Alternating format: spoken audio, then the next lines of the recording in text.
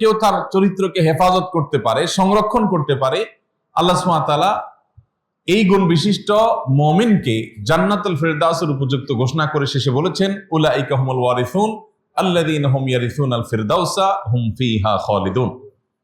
জান্নাতুল ফিরদাউসের উত্তরাধিকারী যারা হবে, মালিক যারা হবে, এই মালিকানা আল্লাহ যাদেরকে বুঝিয়ে দিবেন, সে মানুষগুলোর যেসব বৈশিষ্ট্য থাকবে তার মধ্যে থেকে অন্যতম একটি বৈশিষ্ট্য হলো যে তারা তাদের চরিত্রকে, তারা তাদের সম্ভ্রমকে, তারা তাদের ইজ্জতকে, তারা তাদের লজ্জাস্থানকে হেফাজত করবে। এখানে শয়তান তাদেরকে বিপদগামী যেন করতে না পারে সে ব্যাপারে তারা সতর্ক থাকে। তাহলে আমাদের চরিত্রকে, আমাদের যৌবনকে হারাম সম্পর্ক থেকে বাঁচানো, এটা আমাদের জীবনের অন্যতম একটা সংগ্রামের বিষয়, অন্যতম একটা শর্ত জান্নাতে প্রবেশের জন্য। তাহলে একদিকে আমরা দেখি আল্লাহ রাব্বুল আলামিন কোরআনে বলছেন জান্নাতুল ফিরদাউসে যেতে হলে তোমার চরিত্রকে হেফাজত করতে হবে, আর না হলে জান্নাতে যাওয়া যাবে না।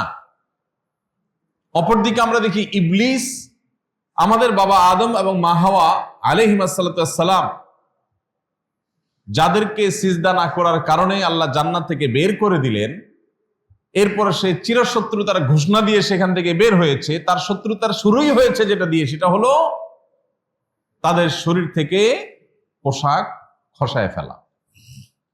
আজও দেখবেন আধুনিকতার নাম দিয়ে, স্মার্টনেসের নাম দিয়ে, ব্যক্তি স্বাধীনতার নাম দিয়ে, নানা নাম দিয়ে মুসলিমদেরকে অশ্লীলতা, বেহায়াপনা এবং অবৈধ হারাম সম্পর্কের মধ্যে জড়াবার জন্য হাজারটা আয়োজন করে রাখা হয়েছে।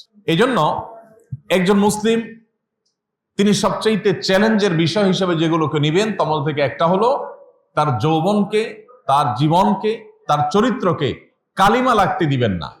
এটা হবে মুসলিমের অনেক বড় একটা সংগ্রামের জায়গা। বিশেষ করে আমাদের তরুণ বন্ধুরা, যুবক ভাইরা যারা আছেন তাদেরকে বলছি, এই সংগ্রামে যদি আপনি জয়ী হতে পারেন, এই সংগ্রামে যদি আপনি টিকতে পারেন, তাহলে পাঁচ ওয়াক্ত ফরজ নামাজ, হালাল উপার্জন সহ অন্যান্য বেসিক বিষয়গুলোকে খেয়াল করলে আপনার জান্নাতের পথ কেউ আটকাতে পারবে না।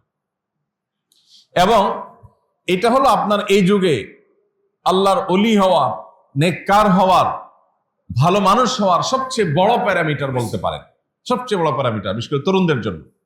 যে তরুণ চতুর্দিকে যখন আগুনের আঁচ দেখতে পাচ্ছে, সেখান থেকেও সে নিজেকে বাঁচাবার চেষ্টা করে সফল হয়েছে। আল্লাহ তাআলা আমাদের তরুণদের সেই সফলতা অর্জন করার তৌফিক দান করুন।